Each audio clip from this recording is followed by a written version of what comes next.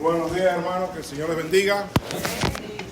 Es un honor y un privilegio estar aquí frente a ustedes nuevamente. Hoy tengo doble trabajo porque me llamó el pastor 2 días atrás, que hoy tampoco podía predicar en la iglesia. Tengo que salirme de aquí corriendo a Elizabeth, atravesando Nueva York. Así que esperemos con el favor de Dios que yo llegue a tiempo, si Dios permite, aunque ya tengo un plan B. Siempre hay que tener plan B. Y ya tengo un plan B con otro hermano que va a venir a predicar aquí, que él es portugués, pero habla muy bien el español. Y le dije, prepara tu mensaje, si a las 12:20 no he llegado, sube el púlpito. Y entonces, porque siempre hay que tener varios planes.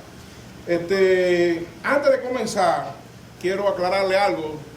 La semana pasada yo estuve hablando que el pastorado era un sacrificio. ¿Se acuerdan que hablamos de eso? Y lo comparé con los campesinos. ¿Se acuerdan que hablamos de eso, no? ¿Y por qué ustedes creen que lo comparé? Mira, lo comparé porque es mi experiencia personal, ¿ok? Por parte de padre, la familia de mi padre es campesina. Y yo recuerdo que ellos vivían en un lugar en Cuba, vamos a decir, vivir aquí, yo y la familia de mi padre vivía en Miami. Es decir, no nos veíamos muy a menudo, nos veíamos una vez al año. Y esa era la única oportunidad que tenían mis bisabuelos de reunir a todos sus nietos, bisnietos y tataranietos. Y recuerdo, como hoy, tenían una finca inmensa, un río les pasaba a la finca, que es una bendición, que a la finca le pasa un río. Y yo recuerdo que llegábamos allí, reunían todos los nietos, toda la familia entera se reunía allí, y era con un respeto tremendo, porque no importaba la edad, ¿ok? Mis bisabuelos eran ya unos viejos, unas personas mayores, vamos a llamarle mejor. Y los hijos, que medían 6 pies y pico, yo no sé por qué no soy tan pequeño, porque mis ancestros son altos. Mis abuelos que medían 6 pies y pico y eran así. Fíjense que uno de mis tíos se ponía una traviesa. ¿Saben que la traviesa es el ferrocarril? El palo ese que divide la línea. Se ponía una traviesa en el hombro y podía conversar con usted media hora y no bajaba el palo al piso, de lo fuerte que era. Y cuando llegaba el bisabuelo mío, todo el mundo era en línea. Y yo veía, porque cuando mi abuelo, el bisabuelo mío, tenía que regar a las 3 de la mañana, regar las plantas o tenía que hacer algo, él no dejaba todo y iba a hacer lo que tenía que hacer. ¿Sabe? Él no decía, no, ¿sabes qué? Tengo a mis nietos hoy y que las vacas esperen mañana. Ni que tengo a mis bisnietos hoy que, bueno, por un día que las plantas no cojan agua no se van a morir. No, él iba. Él tenía un compromiso con su finca y con sus plantas, ¿no? Y eso a mí como que me llamaba la atención. Decía, wow, esta gente son al 100%. Y cuando entonces yo comparaba la semana pasada el pastorado, lo veía así. ¿Y por qué le voy a decir que lo veía así? Porque para mí, hermano, la vida cristiana es un sacrificio. El que venga a la vida cristiana pensando que vino aquí a sentarse a un banco y a ganarse la salvación echándose fresco con un abanico, está equivocado. Mire desde Génesis hasta Apocalipsis a ver quién no tuvo que pagar un precio por la salvación. A pesar de que la salvación es gratis, porque la tenemos por gracia, pero todos pagamos un precio en nuestra vida. ¿Ok? Porque acuérdate que dijo Jesús, carga con tu cruz. ¿Y qué es lo que es la cruz? Sufrimiento, hermano. La cruz no es una fiesta, es sufrimiento. Carga con tu cruz y ¿qué? Y sígueme. Y por lo tanto, por eso que yo comparaba el pastorado con eso, ¿no? Porque yo miro un pastorado como un sacrificio. No es que tú vayas a sacrificar tu familia, porque si vamos al punto de los requisitos de 1 de Timoteo, dice que el pastor tiene que ser primero ¿qué? Marido de una sola mujer. Y segundo, tiene que tener en sujeción a su familia. Porque si no sujeta a su familia, ¿cómo va a sujetar al pueblo de Dios? ¿No? Pero lo que yo quiero significar es que el pastor tiene que estar en todo momento como el soldado, listo para presentar batalla. Es decir, tú tienes tu familia, es verdad. Tú tienes tu esposa, es verdad. Pero si el Señor te manda a presentar batalla, tú tienes que dejarlo todo. Porque el mismo Cristo dijo que el que quiera más a padre, a madre, a hijo, más que a mí, ¿qué dijo? Viene conmigo a los cielos. ¿Qué dijo? No es digno de mí. Y no sé si ustedes saben, uno de los primeros milagros que hizo Jesús, ¿cuál fue? Quitarle la fiebre ¿a quién? A la suegra de Pedro. Y en la Biblia no se menciona a la mujer. Pero yo asumo que está casado porque tiene una suegra. ¿Sí o no? Entonces, ¿qué significa eso? No significa que Dios te diga, no, tienes que dejar a tu mujer. No es eso. es que tú tienes que estar dispuesto al sacrificio. Porque les voy a decir algo, y yo se lo he transmitido a mis hijas. Por eso a veces en la iglesia estuvimos discutiendo este fin de semana. Algunos hermanos dicen que como que a veces nosotros en la iglesia, digo nosotros, aunque no yo, como que están quemando a mis hijas. Mis hijas, ya la mamá lo sabe, porque mis hijas están de lleno en la obra del Señor, en todo. Y mis hijas no dicen que no. ¿Y por qué no dicen que no? Porque yo las he enseñado a eso. Porque cuando tú eres llamado a una actividad, la que sea, predicar, barrer el piso, y es la iglesia y no es el edificio, somos hermanos que te lo están diciendo, tú dices que no. Tú no le estás diciendo que no a la hermana Rosa, tú le estás diciendo que no al Señor. Entonces, para mí la palabra no en el camino de Cristo no existe. Porque cuando te llaman es porque Dios te está llamando a algo a través de un hermano, porque Dios no va a dejar los cielos para venirlo a decir. Por lo tanto, el no puede existir. Por eso yo digo, es un sacrificio. Y se lo he dicho a mis hijas, nunca digan que no, porque después no tengas la vergüenza de pararte frente al púlpito cuando tú eres de los que dice no a todo, y con excusa. No tengas vergüenza ni seas hipócrita de venir aquí a pedir oración por el Señor. Ay, Señor, quítame esto. Ay, Señor, sálvame esto. Ay, Señor, búscame un trabajo. Cuando el Señor te está llamando para cosas pequeñas que tú a todos le dices que no. Los que hacen eso son hipócritas. ¿Ok? Son hipócritas. Y se lo digo en su cara. Si se lo tengo que decir algún día. ¿Me entienden lo que estoy hablando? Entonces, yo lo digo en la iglesia. Y se lo digo, hermano. Cuando un hermano a mí, yo soy diácono. Y un hermano dice a mí que no. Digo, a mí no me estás diciendo que no. Arréglate con el Señor. Porque le está diciendo que no al Señor. Por tanto, todo es un sacrificio. Le voy a decir una cosa. No me gusta hablar, no me gusta la autobiografía. Porque dice la palabra que la gloria es para Dios. Y la mano izquierda no debe ser lo que dice la derecha. En esta perspectiva mía, antes de caer en el mensaje, que el mensaje de hoy es duro. En esta perspectiva mía, en mi iglesia yo he llegado a tener todos los cargos menos pastor. Porque en mi iglesia, no sé si aquí pasa, a veces todo recae en un grupito, que son los que lo hacen todo. Y los demás vienen a sentarse aquí, a oír la predicación, dan su diezmo, su ofrenda, y ya, no lo ven más hasta el próximo domingo. Y el trabajo total de la iglesia cae en 5. Y tú llamas a los demás, y los seres humanos somos los másteres en las excusas. Tenemos excusas para todo. ¿Ok? Pero no queremos que el Señor nos dé una excusa cuando necesitamos de Él. Entonces, yo llego a ocupar todos los cargos en mi iglesia. Secretario, superintendente, diácono, síndico, no se va a poner ni un clavo, porque no había quien lo hiciera. Yo lo dije, aunque me martille las manos, pero lo voy a hacer. Barría el templo, hacía todo. Porque para mí, el diaconado no es un título como algunos lo ven. Ah, diácono. No, el diácono es siervo y servidor. Si el diácono tiene que limpiar piso, limpia piso. Y con toda la dignidad. ¿Ok? Nada en la iglesia es para obtener grado ni para sentirse superior a nadie. Porque aquí el único que es superior es Cristo. Los demás somos siervos de Él. No importa qué tú hagas, incluso el pastor. ¿Ok? Entonces, yo llegué a tener todos esos cargos y yo me quería volver loco, hermano. Yo tenía 2 trabajos. 2 trabajos. Y hasta el día de hoy sufro de eso. Yo pasé años durmiendo 3 horas. Porque era tanto el cúmulo de trabajo secular y el cúmulo de trabajo en la iglesia que yo no podía darme el lujo de dormir 8 horas. Y dormía 3, 4 horas. Y mi mamá te testigo. Todavía me acuerdo a las 2 de la mañana y a las 3 me levanto a las 6, piano. Porque Dios me ha dado la paz. La paz que sobrepasa todo entendimiento. Y cuando usted goza la paz de Dios, usted llega a su cama y yo no he acabado. Mi esposa a veces me dice, oye, yo quisiera ser como tú. Yo llego a mi cama y yo no he acabado de poner la cabeza en la almohada y ya estoy roncando. Hay algunos aquí que son así, ¿no? Ya ronco y yo no sueño. Yo soy piedra. Pero cuando me levanto a 3 horas de haber dormido, me levanto como si hubiera dormido 16. Hay quienes duermen 24 y se levantan cansados. ¿Me entienden lo que le quiero decir? Entonces, cuando yo asumía eso decía. Otro ejemplo que le voy a dar. Usted sabía que Pablo era casado, aunque la Biblia no lo dice. Pablo era casado y la Biblia no lo dice. ¿Cómo lo sabemos? Ahí está la cosa. Para ser miembro de Sanedrín, entre otros requisitos, tenía que ser casado. Y en la Biblia no se menciona a la mujer de Pablo. Es decir, que Pablo lo dejó todo por el sacrificio de Cristo. ¿Me estás entendiendo? Entonces, cuando yo comparaba eso, no es que tú vas a abandonar a tu familia, ni que vas a dar no, porque Dios te va a pedir cuenta de tu familia. Lo que el Señor... Bueno, posiblemente ha habido, pero estuvo casado. Claro, sí. Entonces, pero por lo que quiero decir que estuvo casado. ¿Ok? Entonces, el punto es este, ¿no? No es que tú vas a abandonar a tu familia si eres pastor, no es que tú vas a echar a tus hijos al lado, porque Dios te va a pedir cuenta. Son almas. Tú no puedes mirar a tus hijos como hijos, tienes que mirar almas, porque detrás de un hijo hay un alma, y por esa alma tú vas a dar cuenta ante el Señor. ¿Ok? Porque sabe una cosa, cuando usted muera y tiene hijos, delante de Dios no hay que tú eres papá y mamá, porque dice la palabra que en los cielos nadie se dará en casamiento. ¿Lo han escuchado o no lo han escuchado la palabra? Y si nadie se ha dado en casamiento, quiere decir que el parentesco no existe. Ante Dios somos almas. Y ahí Dios va a decir, mira, te di esa alma, esta alma y esta alma para que los trajera a mi camino y no lo hiciste. Ahora ven a pagarme la cuenta.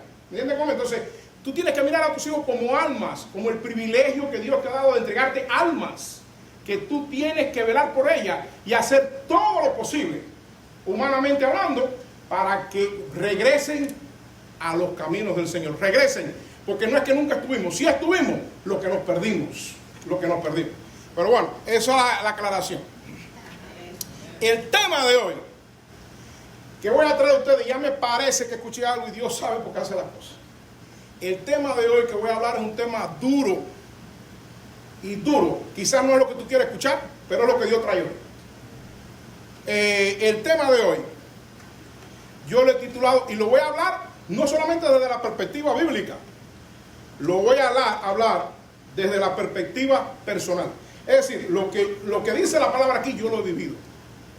No es algo que lo estoy leyendo para que tú lo hagas. No, es algo que lo sufrí en carne propia, y bien como digo, no lo gocé, lo sufrí en carne propia.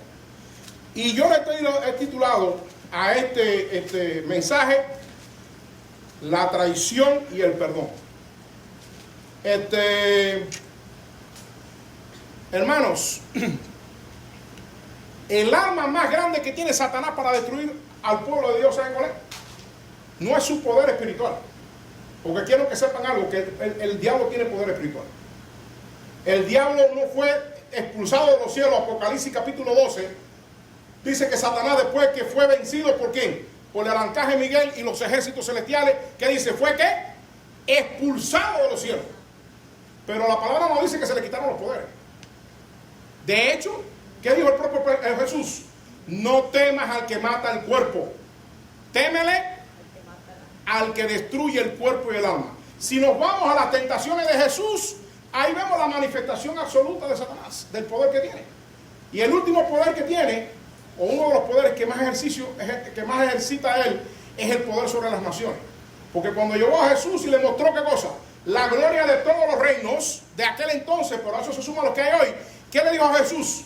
Si postrado me adorares, te entrego todo ese poder. Quiere decir que Satanás tiene dominio sobre cada reino que hay en este mundo. ¿Me estás entendiendo lo que estoy hablando? Entonces Satanás no es un muñequito de papel. Con Satanás no se juega, hermano. ¿Ok? Para enfrentar a Satanás hay que prepararse. Por eso cuando vinieron los discípulos decían, Señor, no podemos expulsar a los demonios. Todo lo podemos hacer menos expulsar demonios. ¿Y qué dijo Jesús? De los tales solo se puede ¿con qué? Con ayuno y oración. Hermano, porque las armas de Satanás son armas espirituales. Y nosotros somos seres ¿qué? Carnales. Tú no puedes enfrentar un arma espiritual con carne y sangre. Tienes que enfrentarla ¿con qué? Con armas espirituales. Y por eso dice el libro de Gálatas, ¿vestido de qué? De la armadura de Dios. Vestidos de la armadura de Dios. Entonces usted no puede ir a enfrentarse a Satanás si usted no se prepara. Porque de antemano le estoy diciendo que lo va a vencer. Es como usted quererse enfrentar a alguien que le viene contra usted con un AK-47 y usted con un tirapiedra. Eso da risa. ¿Tú crees que el que venga con un tirapiedra va a poder enfrentar a alguien con un AK-47? Imposible. Tú eres muerto antes de que ponga la piedra en el tirapiedra. Entonces hay que prepararse. ¿Por qué? Porque el enfrentamiento a Satanás es un enfrentamiento ¿qué? Espiritual. Y el último punto que voy a adoptar ahora, cuando usted logra entender esto, entonces usted puede entender que nadie es salvo por obra. Porque no hay obra humana que tú puedas hacer que destruya la maldición del pecado. El pecado no es una maldición física, hermano. El pecado es una maldición espiritual que fue pasada desde Adán y Eva a todas las generaciones hasta el día de hoy. ¿Ok? Por eso dice la palabra en el libro de Deuteronomio que Dios visita la maldad primera, segunda, tercera y hasta la cuarta generación. ¿Qué significa? Que la maldad es una maldición espiritual generacional. Por eso los hebreos cuestionaron a Dios y le dijeron: ¿hasta cuándo vamos a seguir sufriendo que nuestros padres comieron uvas verdes, uvas agrias, y a los hijos les dio la dentera? ¿Lo han escuchado? Porque se pasaba el mal. ¿Y qué dijo Dios? A partir de ahora no va a ser así. El alma que pecare, esa morirá. Por eso es que la salvación es individual ahora. ¿Me estás entendiendo lo que estoy hablando? Entonces, ¿qué significa eso, hermano? Que no hay obra humana que pueda destruir la maldición del pecado. No importa lo bueno que tú eres, no importa todo lo que hagas, porque la carne y la sangre no puede destruir una maldición establecida espiritualmente. Por eso es que Cristo Jesús dice en el libro de capítulo Hebreo 2:16 que Jesucristo tuvo que ser igual que nosotros en carne y sangre para destruir con su poder a través de la carne y la sangre el imperio del mal establecido por Satanás, que sujetaba a esclavitud de muerte a todos los hombres. Porque si él no llega a destruir, o no necesitara destruir de la misma manera que entró el mal a nosotros, ¿sabe? Espiritualmente en carne y sangre, Jesús hubiera podido venir fácilmente, como lo hizo muchas veces, en espíritu. Porque a nadie le quepa duda que la columna de fuego dirigiendo ¿quién? Al pueblo hebreo al cruce del Mar Rojo no era otro que Cristo Jesús, era Dios mismo. ¿Me estás entendiendo lo que estoy hablando? Pero Jesús sabía que él no podía venir en espíritu a darnos las buenas nuevas ni a destruir a Satanás. A Satanás hay que destruirlo ¿con qué? En carne y en sangre, con el poder de Dios. Por eso es que la cruz del Calvario se convierte en el tribunal que sentencia a Cristo Jesús. ¿Qué dice el libro de, creo que es Lucas, Juan, no me acuerdo ahora? Que dice, Jesús dijo: alma mía, ¿por qué te abates? Si para eso he venido. Esta la hora es y la hora ha llegado en donde será juzgado ¿quién? El príncipe de este mundo. ¿Y dónde lo juzgaron? En la cruz del Calvario. Por eso Satanás todo momento trató de que Jesús tirara la toalla en la cruz. Porque Satanás sabía que si lograba que Jesús tirara la toalla y se bajara de la cruz, él no iba a ser condenado. Era como que el juez abandonó el tribunal. ¿Me estás entendiendo? ¿Y cómo sabemos que era Satanás? Porque usó el mismo lenguaje de las tentaciones de Jesús. Si eres el Hijo de Dios, bájate de la cruz. Si construiste el templo, fíjense que el mismo lenguaje es el mismo, condicional, sí. Quiere decir que esos que fueron a la pie de la cruz de Jesús a tratar de ¿qué? De humillar, de llevar a Cristo Jesús al máximo para que bajara de la cruz, eran peones de Satanás, usando el mismo lenguaje y las mismas armas de Satanás que usó Satanás, ¿dónde? En las tentaciones de Jesús en el desierto. Pero ¿sabe una cosa? Que Cristo venció a Satanás en la cruz y no lo venció con poder de Dios. Lo venció como tú y como yo, siendo hombre. Jesús fue crucificado siendo hombre. ¿Y cómo lo sabemos? Lo sabemos porque Jesús dijo: Padre, ¿por qué me has abandonado? Es decir, ese que dijo con el corazón, Padre, ¿por qué me has abandonado? Era como tú y como yo. Para demostrarnos a nosotros que no hay excusa para rechazar a Dios. Porque si tú crees que tú te has sacrificado, le dice Pablo en el libro de los Hebreos, quiero decirte que tu sacrificio no es nada comparado al sacrificio de Cristo. Porque Cristo sufrió tal contradicción que lo traicionaron no solamente a los hebreos, a quienes vino a rescatar, lo traicionaron a los gentiles porque los romanos lo llevaron a la cruz. Y no fue una contradicción, una traición ligera, fue una traición de muerte. Como dice la palabra, a los suyos vino, pero los suyos lo rechazaron. Claro eso.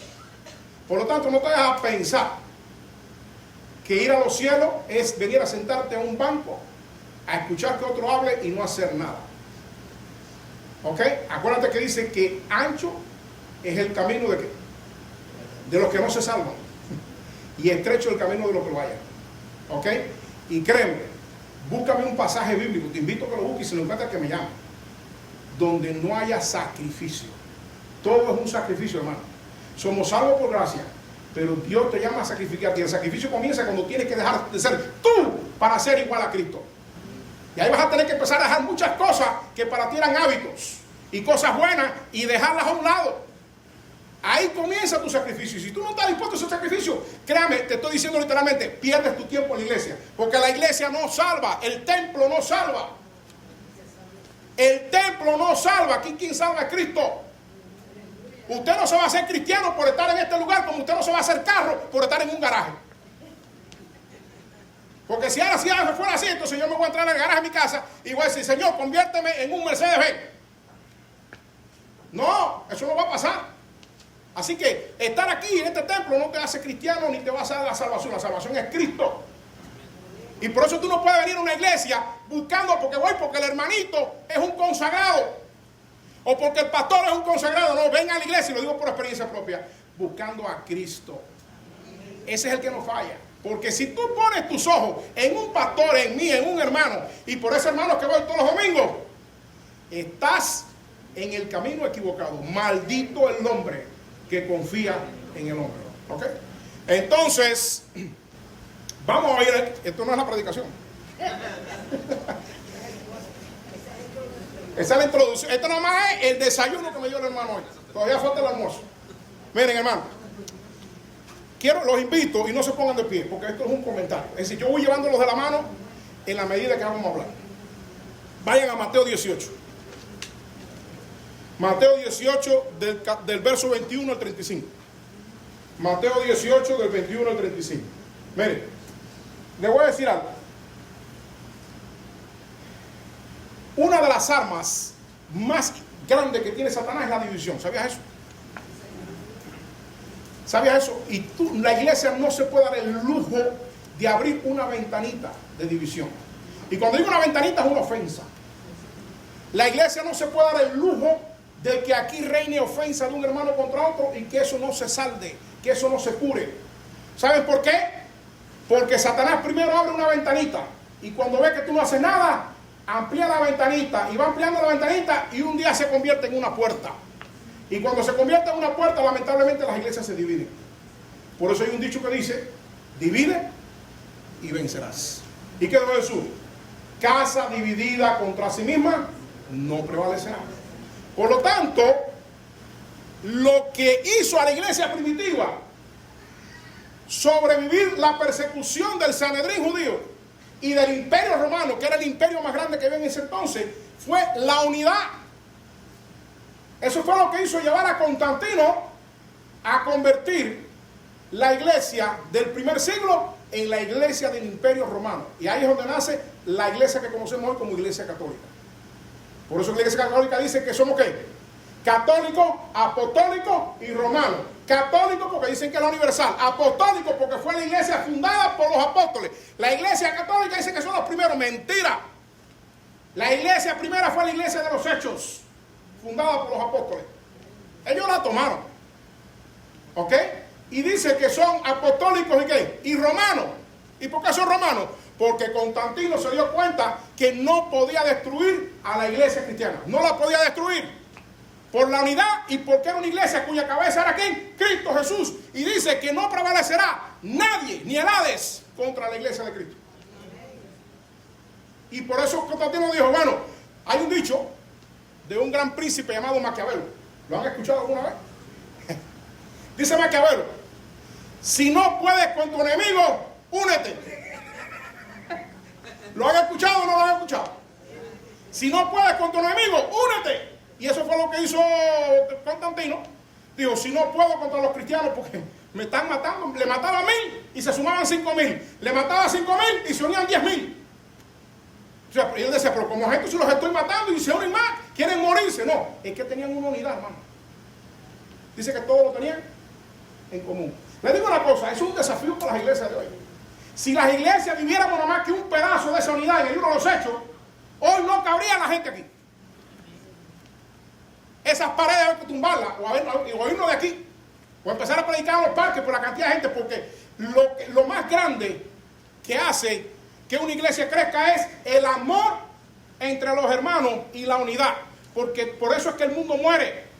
Porque hoy no importa el dinero, no importa, es la desunión. Es la falta de amor en la familia, la falta de amor del uno por el otro. Y cuando las personas que están muriendo literalmente, secándose por la falta de amor, porque dice la palabra que en los tiempos del fin, ¿a causa de qué? De la falta de amor, el amor de muchos, ¿qué? Se enfriará. Y cuando alguien encuentra ese amor que es como un oasis en medio de un desierto, créanme que no van a caber los hermanos.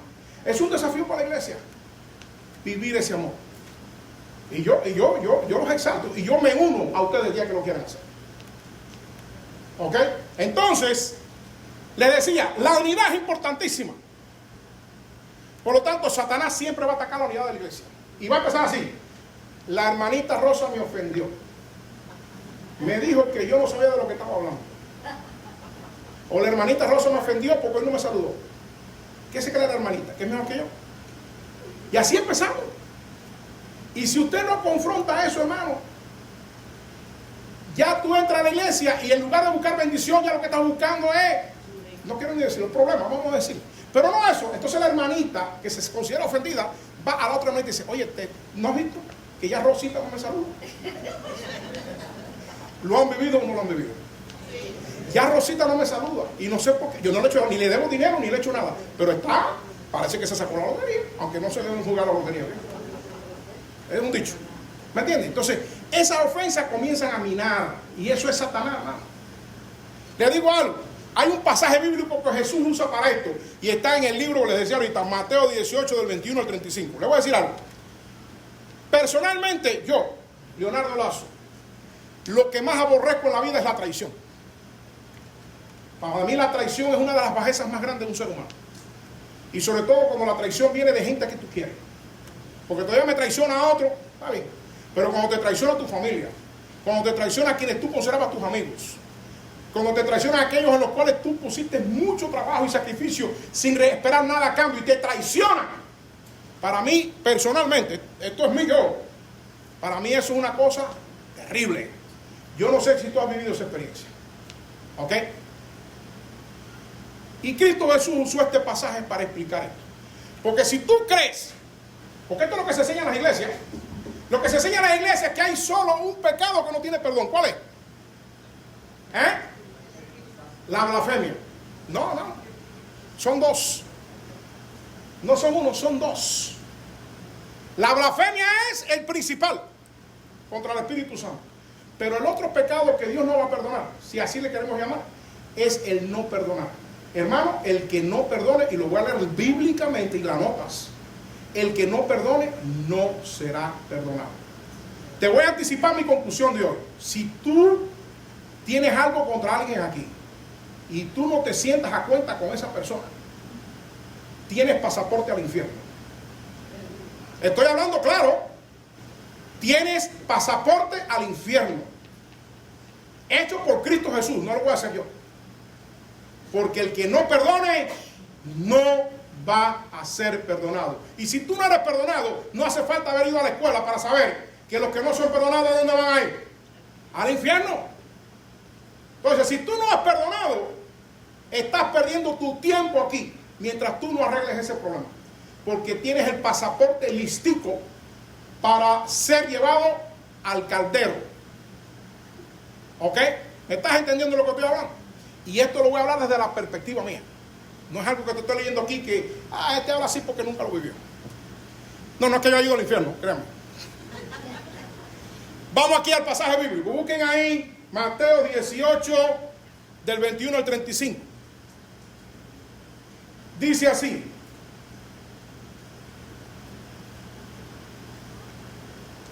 Vamos a empezar en el 23. Dice, por lo cual el reino de los cielos es semejante a un rey que quiso hacer cuentas con sus siervos. ¿Estamos ahí? Habla su Biblia. Porque hay cosas aquí, hermano, que yo las leí miles de veces y nunca las entendí. Y a Dios un día le dio la alegría de compartirlas conmigo. Porque a mí nadie me la había explicado hasta el día de hoy. Esto es discernimiento del Espíritu. Y se las voy a explicar a ustedes para que vean qué claritas son. Primero, antes de leer el pasaje, ustedes saben que Jesús usaba mucha analogía, ¿no? ¿Por qué? Porque las cosas de Dios son cosas profundas, pero la maravilla de Dios es que Dios las explicaba con ejemplos simples. Cosas muy profundas que un alma mortal no puede entenderlo como piensa la inmortalidad, como dice Pablo en el libro de Romanos. ¡Cuán grande es la mente del Señor! ¿Quién podrá entenderla?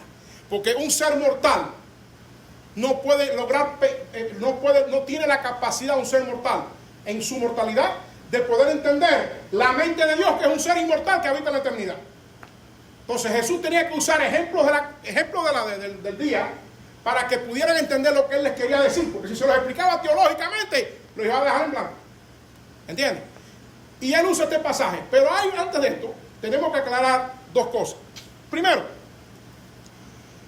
que habían dos monedas importantísimas en ese momento del pasaje. Una era el talento y el otro era el denario. Fíjense, el talento no es el talento. Mucha gente confunde esto. Mucha gente cree que el talento es el talento a la música. El talento, no, eso es una cosa.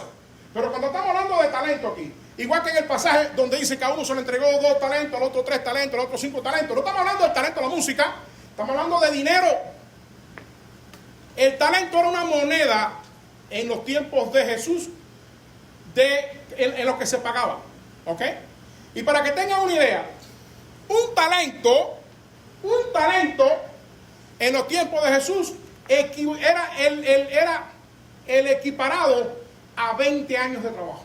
Escuchen bien, un talento en los tiempos de Jesús eran el salario de 20 años. Fíjense si eso era dinero. En libras, creo que eran 125 libras, un talento. Usted se imagina, la parábola está hablando aquí ahorita, vamos a ver, de 10,000. Yo creo que necesitaría el trozo suyo, y creo que no alcanza, para montar todo el metal que representaba el talento. Un talento eran ¿qué? 20 años de trabajo. Y un denario, ¿qué es lo que era un denario? El salario mínimo, el jornal de un judío. Un judío ganaba diariamente, ¿qué es lo que era? Un denario por las horas que trabajaba. Pero un talento eran ¿qué? 20 años. Claro eso. Porque si no entendemos eso, nos perdemos en el pasaje. Nos vamos a perder mucha de la enseñanza de este pasaje. Bueno, habiendo hecho esa declaración,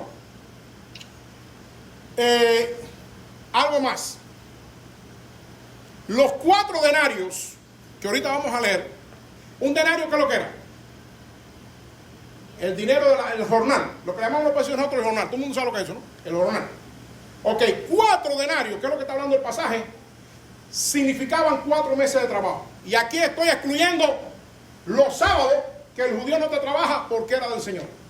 Es decir, más o menos los 4 denarios que vienen aquí representándose en este pasaje bíblico son 4 meses. Pero un talento, aproximadamente, no estoy hablando exactamente, aproximadamente. Ok, sí, me equivoqué. Bueno, lo que quiero es la idea. Yo la matemática yo no me llamo bien. Por eso me hice abogado. Un abogado es un matemático frustrado. A mí jamás me hagan tesorero, porque se pierden las cuentas. No porque me las lleve, porque no sé matemática. Ok, escuchen. Entonces, el punto es eso. Esta es la idea. Tienen que entender que un talento eran 20 años y que un denario era el jornal diario. Si entendieron esto, entonces vamos a sumergirnos en el pasaje. Y dice aquí sí que por lo cual el reino de los cielos es semejante a un rey que quiso hacer cuenta con su siervo. Y claro, este rey que menciona Jesús aquí, ¿quién es? Dios. Dios quiso hacer cuenta contigo y conmigo. Esa es la gracia de Dios. ¿Qué es lo que es la gracia de Dios? Perdón inmerecido. ¿No le han enseñado eso? Dice la palabra en el Romano que Dios decidió un día pasar por alto, ¿qué cosa? Los pecados del hombre, y Dios decidió ¿qué? Reconciliarse. Fíjense, por eso que el cristianismo no es religión. ¿Saben eso? Nunca se dejen llamar religiosos. Porque el resto de las religiones, excepto el cristianismo, ¿qué es lo que es la religión? La religión es lo mortal buscando acercarse a lo inmortal. Porque el pecado creó un puente, ¿ok? Creó un puente de separación entre el mortal y lo inmortal que es Dios, cuando pecó. ¿Ok? Por eso la palabra puente en latín es, mejor dicho, el derivado de puente en el latín es presbítero. Presbítero significa puente. ¿Ok? Y entonces, ¿qué pasa? Las religiones que buscan lo mortal, ¿yendo a dónde? Tratando de buscar ¿qué cosa? La inmortalidad por sí misma. Y así se basa la religión hindú, todas las religiones se basan en eso. Pero usted va a ver que todos ellos buscan caminos que le parecen rectos para llegar a la inmortalidad. Sin embargo, el cristianismo es todo lo contrario. El cristianismo es lo inmortal viniendo a lo mortal para reconciliarse con él. Por eso nosotros no somos religión, somos cristianos, porque en el cristianismo es la única vez en la historia de la humanidad, desde la creación, donde Dios toma forma de hombre y viene ¿qué? A salvar a lo que se había perdido. No somos religiosos. ¿Ok? Entonces, dice que este rey, que es Dios, quiso hacer cuentas ¿con quién? Con su siervo, con los que le debían. ¿Ok? Que somos nosotros. Y dice que comenzando a hacer cuenta, Dios le fue presentado un siervo que le debía 10,000 talentos. Si yo te dije ahorita que un talento eran 20 años de trabajo, y los que saben más matemática que yo, si yo multiplico 20 por 10,000, creo que la matemática a mí me dio 200 años. No hay ser humano que viva 200 años. Por lo tanto, estamos viendo aquí que esta deuda de 10,000 talentos era pagable o impagable. Era impagable, hermano. Era impagable. Y por esa razón es que tú no eres salvo por obra, porque no importa lo que tú hagas, tú no puedes saldar la deuda que tú tienes con Dios por haberle traicionado. Tú eres salvo por gracia. Tú eres salvo por favor inmerecido. Tú eres salvo porque Dios te salva, porque Él quiso salvarte. Así que esos hermanitos por ahí que dicen que yo voy a los cielos porque yo soy bueno, porque yo reparto comida a los pobres, porque yo doy, están embarcados. ¿Ok? A mí me encanta el pasaje del joven rico. ¿Has escuchado el pasaje del joven rico? Y eso a mí me estremeció cuando lo leí por primera vez. Porque el joven rico viene a Jesús y le dice, maestro bueno, ¿qué he de hacer para heredar el reino de los cielos? Y la maravilla, que fue lo que a mí me estremeció, es que Jesús, antes de decirle qué tiene que hacer para heredar el reino de los cielos, le aclara la pregunta que él no le hizo. Y le dice, ¿por qué me llamas bueno? Si bueno, solamente ¿quién? Dios en los cielos. Y yo dije, el día que yo leí eso, dije, ay mamá, si Cristo Jesús rechaza el calificativo de ser bueno y es Cristo, ¿qué hay de nosotros? ¿Qué hay de nosotros? ¿Dónde estamos nosotros? Así que aquí no hay nadie bueno. Por eso nadie es salvo por obra. ¿Ok? Y cuando digo bueno, hermano, tú tienes que entender que esto es otro error doctrinal. Hay una diferencia entre lo bueno y lo malo. Y me estoy saliendo del pasaje. Hermano, cuando hablamos de bueno, no es lo que tú consideras bueno. Porque vuelvo y repito, hay caminos que al hombre le parecen rectos. ¿Y son caminos de qué? De perdición.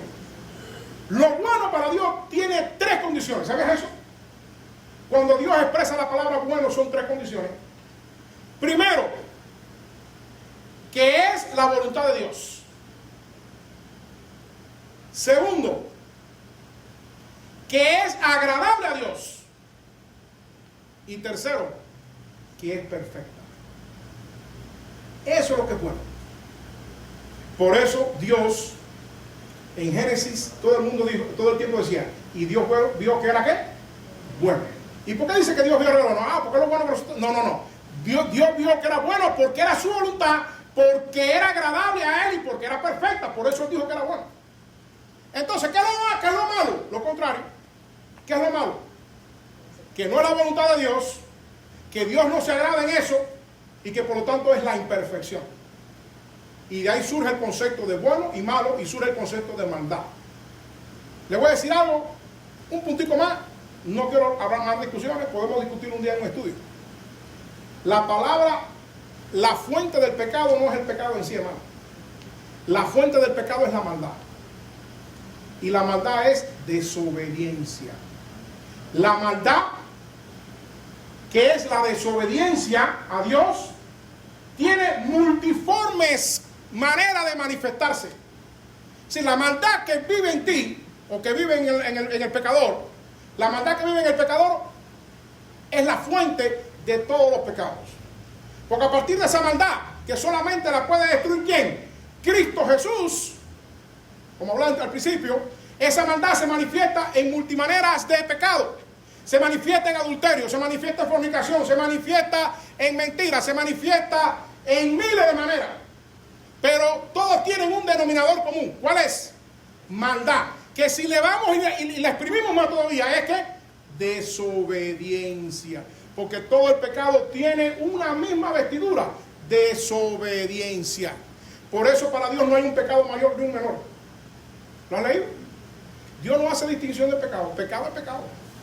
¿Y por qué Dios no hace distinción de pecado? No, porque el que mató es más pecador que el que dijo una mentirita. No, los dos son pecados. ¿Por qué? Porque en el fondo son ¿qué? Desobediencia a Dios. ¿Me estás entendiendo lo que estoy hablando? Entonces, volviendo al pasaje, vemos a este rey que es Dios, que viene así haciendo con su siervo, y se topa a uno que le debe 10,000 talentos, multiplicado 200 años. Papá, contigo no hay salvación, como dice la gente. Y dice el verso 3, el verso 25. Y a este, por supuesto, ya Jesús se lo está diciendo, y a este, como no pudo pagar, ¿cómo tú vas a pagar 200 años de trabajo? Tiene que nacer 2 veces. Y dice la palabra que al hombre le es dado nacer ¿qué?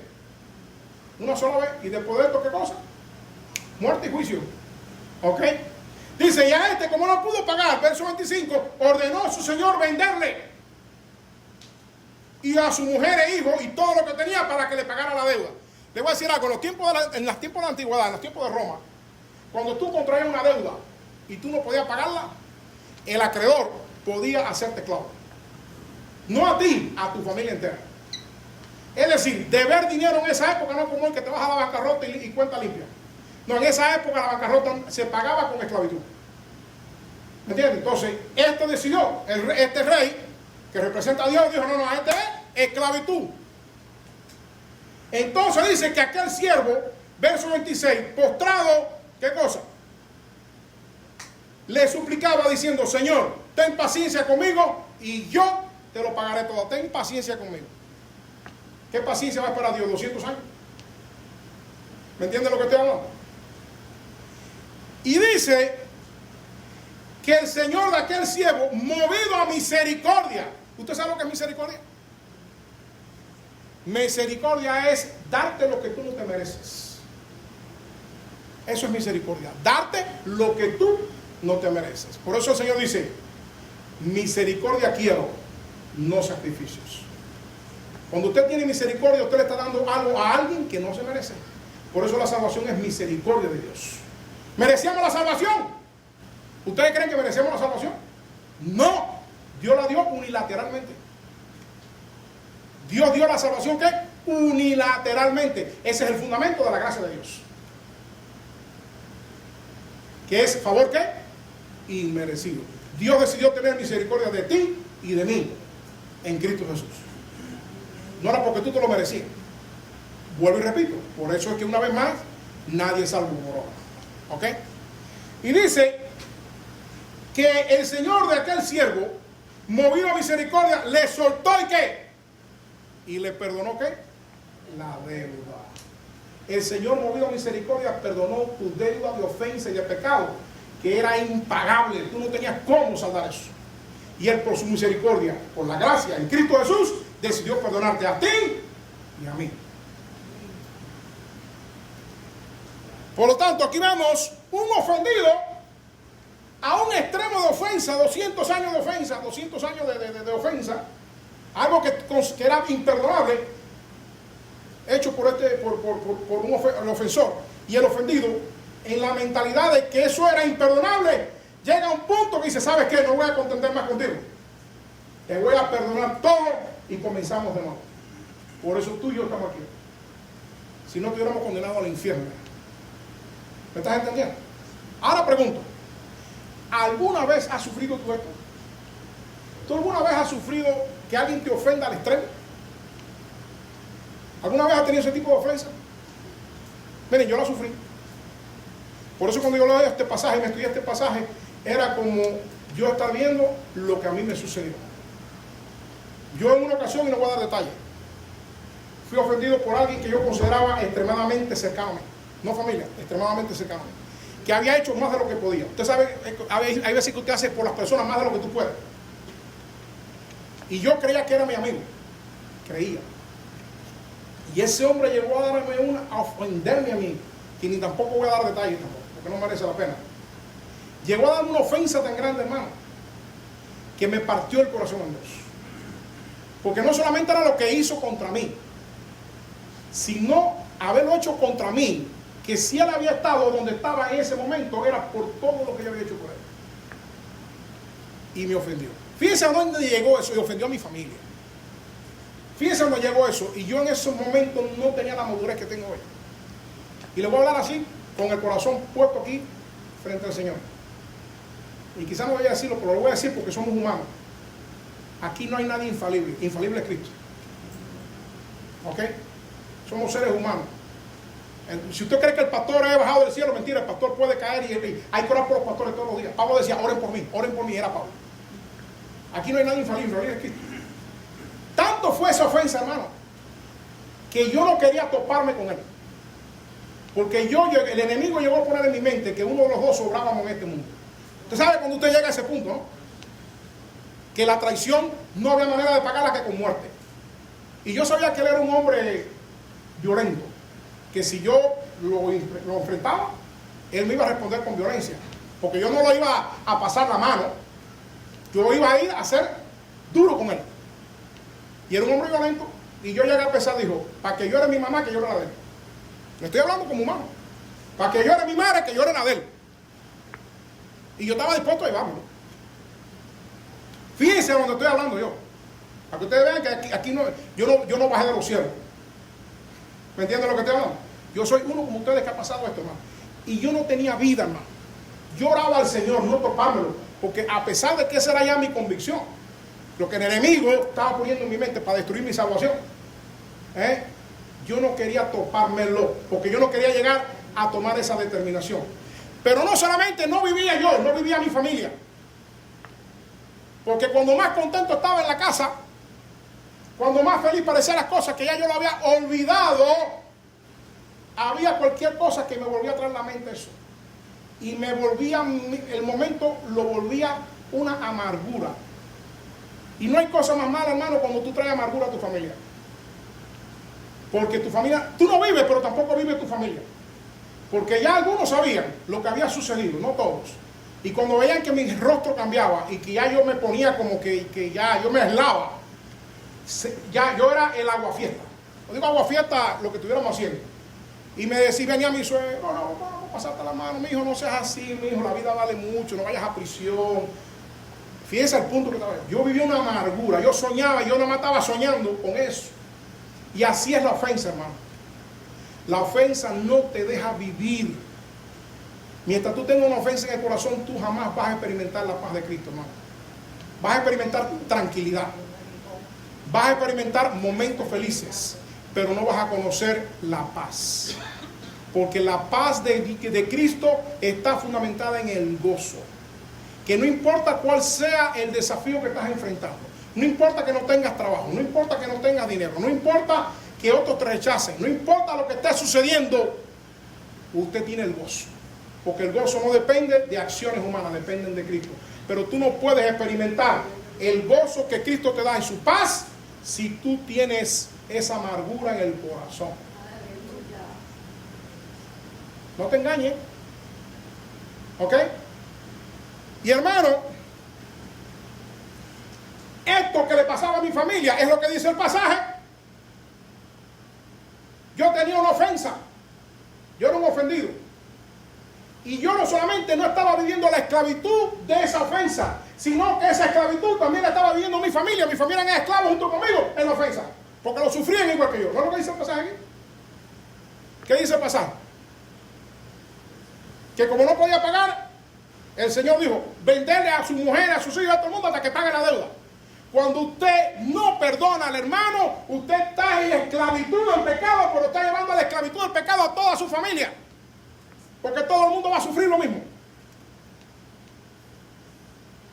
Y eso es arma de Satanás. No solamente para destruir la iglesia, sino para destruir tu familia. Porque Dios sabe, que Satanás sabe, que si destruye tu familia, destruye la congregación. Porque sabes una cosa, ¿sabes cuál es el sentido de la salvación en Cristo? El sentido de la salvación de Cristo es llegar a ser una gran familia con Dios. Por eso Dios usa el calificativo de hermano y hermana en Cristo Jesús. Y por eso Dios desde un principio protegió la familia y dijo que el adulterio y la fornicación era lapidación. ¿Lo han leído o no lo han leído? Que el que viera la desnudez de su padre y su madre, lapidación. Y era para proteger ¿qué cosa? La familia. Y si te vas al libro de Apocalipsis capítulo 22, dice que Dios enjugará toda lágrima. ¿Lo han leído? ¿Que Dios enjugará qué? Toda lágrima. ¿Y saben cómo Dios va a enjugar toda lágrima? No es parte del mensaje, pero se lo voy a decir. Dios va a enjugar tu lágrima, hermano, porque Dios va a borrar tu memoria. Le decía al hermano esta mañana, no lloremos por los que mueren, lloremos por los que mueren sin Cristo. ¿Pero sabes qué? Porque la única forma en que Dios va a enjugar tus lágrimas es que Dios va a borrarlo todo, y lo dice Isaías, que todo será velado como un vestido y que todo va a ser hecho nuevo. Y dice, y todo pensamiento será borrado y hecho nuevo. Porque si Dios no borra en tu mente a tu hijo que se fue al infierno por no aceptar a Cristo, o a tu esposo, o a tu hermano o a tu hermana, usted no va a tener vida en los cielos, pensando que ellos no se salvaron y tú estás en el paraíso. Dios tiene que borrártelo. Y ya yo experimenté eso, hermano. Yo hace 10 años atrás perdí la memoria por una semana. Y me decían en el hospital, ¿y quiénes son ellos? Y yo no sé, y eran mis hijas. Esa es la amnesia. Dios me dio una probadita de lo que iba a hacer eso. Yo tuve una semana sin memoria en el hospital, en el trinidad, que pensaban que era un stroke, después dijeron que no, que era meningitis, y al final no, y al final era un chuta. Bueno, no me voy a meter en eso ahora porque eso no es parte de eso. ¿Me entiendes lo que estoy hablando? Pero yo viví eso, que te pongan a tu familia enfrente, que tú, sí, yo lo estoy mirando. Yo estoy mirando a Rosa, pero me dicen, ¿quién es ella? No sé. No sé, eso es amnesia, hermano. Gloria a Dios que me permitió recuperar mi memoria rápidamente. ¿Ok? Y eso es una probadita de lo que va a pasar a los que no son salvos en Cristo. Van a ser borrados, porque no hay otra manera, digo yo, en mi entendimiento, y si alguien tiene una mejor me la dice, de que Dios pueda enjugar tus lágrimas. Vuelvo y repito, no llores por los que mueren, llora por los que mueren sin Cristo. Y entonces, como le decía, tu familia vive en prisión, en esclavitud, como vive este pasaje. ¿Por qué? ¿Por causa de qué? De la ofensa que tú tienes y que tú no quieres votar. ¿Ok? Pero dice que este señor fue llamado ¿qué? Dios en su misericordia, ¿qué hizo? Le perdona la deuda, hermano, de 200 años. Como tú a mí nos perdonó la deuda. Sin merecerla. Estábamos condenados y nos perdonó la deuda. Y entonces, dice que le soltó. ¿Dónde vemos esto?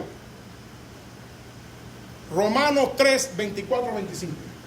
¿Qué dice Romanos 3, 24, 25? Dice, hemos sido justificados gratuitamente por su gracia. Por eso esta iglesia se llama The Grace. Ustedes son la ejemplificación de este pasaje de Romanos. Se llama The Grace, ¿no? Entonces, este es el pasaje de ustedes. Deberían de poner un día ahí en una pared. Porque esto es lo que sustenta el nombre de ustedes. Dice, hemos sido justificados gratuitamente por su gracia, mediante la redención que es Cristo Jesús, a quien Dios puso como propiciación por medio de la fe en su sangre, para manifestar su justicia, a causa de haber pasado por alto en su paciencia los pecados pasados. Y aquí quiero mencionar algo, hermano. No hay perdón sin sacrificio. Para Dios perdonarnos a nosotros, ¿qué hizo? ¿Sacrificó a quién? A Cristo Jesús. De la misma manera, tú no vas a perdonar a nadie si no haces sacrificios. Ese sacrificio que yo te digo, hermanito, perdona a la hermanita. Y te dice, sí, hermanita, estás perdonada. Mentira. Eso es de labio. Para tú sacarte esa amargura de tu corazón, como cuando uno se empacha. ¿No sabes lo que es empacharse aquí? Cuando uno se empacha. La única manera de quitarse el empacho es vomitando. Mientras tú no vomites, eso tú no te vas a curar, papá. Tú dirás que estás curado, pero tú sigues con el empacho. Y ese empacho tiene que haber sacrificio. De la misma manera que Cristo se sacrificó a sí mismo para perdonarnos, tú tienes que hacer sacrificio. Usted tiene que mostrarle al hermano que tú has perdonado no de labios, sino de corazón. Y Dios me lo enseñó a mí. Porque esta persona que te dije yo, que yo llegué a ese punto, yo dije, Señor, sácame esto de encima, Señor. No puedo seguir viviendo así. El Señor me dijo, la solución está en tus manos. ¿Y saben lo que yo hice? ¿Qué ustedes creen que yo hice? Fui donde estaba el hermanito y le dije, yo te perdono. No importa lo que me hiciste. No, hermano. Eso no era suficiente. Yo tuve que sacrificarme a mí mismo humanamente, digo yo. Lo empecé a ayudar. ¿Usted se imagina ayudar a alguien al cual tú ya estabas dispuesto a llevártelo de este mundo? Y lo empecé a ayudar. Y lo empecé a ayudar. Y él no entendía. Él decía, porque esto es locura. Como este que yo sé que lo ofendía hasta la médula. Que si hubiera sido él, quizás él me hubiera matado a mí. Y me está ayudando. ¿Te está loco? Hermano, así fue como yo me quité esa culpa de mi corazón, hermano. Porque dice la palabra que cuando te ofenda tu enemigo, paga bien por mal. Y levantarás ascuas de vergüenza. ¿Lo han leído o no lo han leído? Llegó a un punto ese personaje que él, si me veía en la esquina, cruzaba para el otro y se perdía. Porque no tenía vergüenza de mirarme a los ojos. Porque tanto era la vergüenza que él sentía por lo que él me hizo, como dice la palabra, ascuas, que él evitaba enfrentarme. Ese es el sacrificio, hermano. Si yo ofendí, o si Rosita me ofendió a mí, no es suficiente que le diga, mamá, yo te perdono. No, invítala a comer a un restaurante para que vea que de verdad tú la perdonas. ¿Ok? O si te enteraste que Rosita no tiene comida, llévala. O si Rosita anda buscando trabajo y está en tu posición, dáselo. Ese es el sacrificio, porque no hay perdón sin sacrificio, hermano. Métete eso en la cabeza, no hay perdón sin sacrificio. El perdón sin sacrificio es como lo que hacen en las escuelas los muchachos. No sé si los que han estado en las escuelas saben que viene un muchacho, te empuja, te parte los dientes, y yo que soy el profesor le digo, oye, eso no se hace, y se me dice, sorry. Con el sorry no es nada, le partiste los dientes. Llévalo al dentista para que se los pongan. Eso es el perdón. Entonces, cuando tú perdonas a un hermano así, que yo te perdono, hermanito, y vienen aquí al frente, yo te perdono, hermanito, yo te perdono, mentira. Eso tú lo tires en el corazón. Ese es el sorry. Ya casi termino. Entonces, hasta aquí, el hombre fue perdonado. ¡Qué felicidad! Pero dice el 28, que saliendo aquel siervo que fue perdonado, pero saliendo nosotros que fuimos perdonados, halló a un hermanito que le debía 100 denarios. Estoy hablando de los 10,000 talentos. Y haciéndolo dar por el cuello, le dijo, págame. Ese es el hermanito que ya Cristo te perdonó y no es capaz de perdonar al que lo ofendió. Lo coge por el cuello, no, por el cuello no, porque te llama la policía. Esa hermanita no me habla. No la perdono, no me habla. Pero ¿cómo tú no la vas a perdonar si Cristo perdonó lo imperdonable? Y dice que cogiéndolo por el cuello, lo mandó a que lo echaran a la cárcel, lo mantuvo en el sufrimiento para que le pagara ¿qué cosa? ¿Cuánto era? A ver. 100 denarios. Y él que debía 10,000 lo perdonaron. Él podía pagar 100 denarios en 6 meses. El otro se iba a morir sin pagar. Es el hermanito que Dios Cristo te perdonó todo, porque a lo mejor tú estabas en un pozo de estiércol, a lo mejor tú estabas en un pozo de fango, que tú creías que tú no merecías ni perdón de Dios, y Dios te perdonó, y viene otro y te ofende por una tontería, y te peleas con el hermano, dándole lugar a Satanás, porque eso es lo que estás haciendo, instrumento de Satanás. ¿Ok? Y dice que lo mandaron a que lo pusieran a la cárcel. Y los demás hermanitos, aquí, viendo lo que hizo este hermanito, que ya Cristo lo había perdonado, fueron a donde estaba Cristo y le dijeron: Cristo, ¿sabes? ¿Te acuerdas de aquel hermanito? Felipe, menos mal que no está aquí, no sabe de qué está hablando. ¿Te acuerdas del hermanito Felipe que no perdonó a la hermanita Rosa? No lo perdonó. Y Cristo va a decir: ¿cómo? Si a Felipe lo saqué yo del fango. Si no lo saco, él no se salva. ¿Cómo que la hermana Rosita no lo saludó 2 fines de semana? Y ya está hablando de Rosita, que Rosita es una imperfecta que se ha cogido el diaconado con demasiada presión, que ahora no mira a nadie.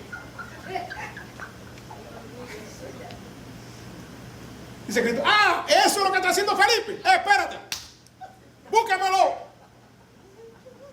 Y dice que llamando a Felipe, por Felipe que me trajo hasta aquí.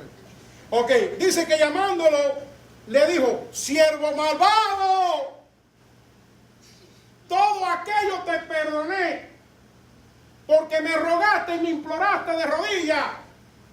¿No debías tú también tener misericordia de tu hermanita, de tu consiervo? Estoy en el 33. Como yo tuve misericordia de ti. Entonces su señor, Dios, enojado, ¿qué dijo? Le entregó a los verdugos. Y aquí está el punto, dice: fíjense, le entregó a los verdugos hasta que pagase, ¿qué cosa? Todo lo que debía. ¿Y cuánto debía? 200 años. Y se lo entregó a los verdugos. ¿Y qué son los verdugos? Los verdugos vienen a cantarte canción. ¿A qué vienen los verdugos? A infligir angustia. Por lo tanto, si lo entregó a los verdugos para que pagara una deuda impagable, ¿a dónde fue? Al infierno. Eso es el infierno. Porque dice que en el infierno no hay alegría. En el infierno lo que hay es, ¿qué cosa? Tristeza y ¿qué cosa? Y sufrimiento eterno. Y esa deuda era impagable, eterna. Así también, y aquí está la cosa dura, y así termina el pasaje: así también mi Padre Celestial hará con vosotros si no perdonáis de corazón a cada uno de sus hermanos sus ofensas. Y no lo digo yo, lo dice la palabra del Señor. Por lo tanto, si tú le debes aquí a alguien ofensas o alguien te ha ofendido, no te vayas sin limar asperezas, porque tú no sabes si hoy vienen a pedir tu alma. Y te vas al infierno habiendo estado hoy por la tarde en esta congregación. Porque el que no lo haga tiene pasaporte al infierno. Pero aquí no termina todo. Si tú crees que tú vas a perdonar a tus hermanitos de la congregación, te tengo una mala noticia. Mateo 6:15.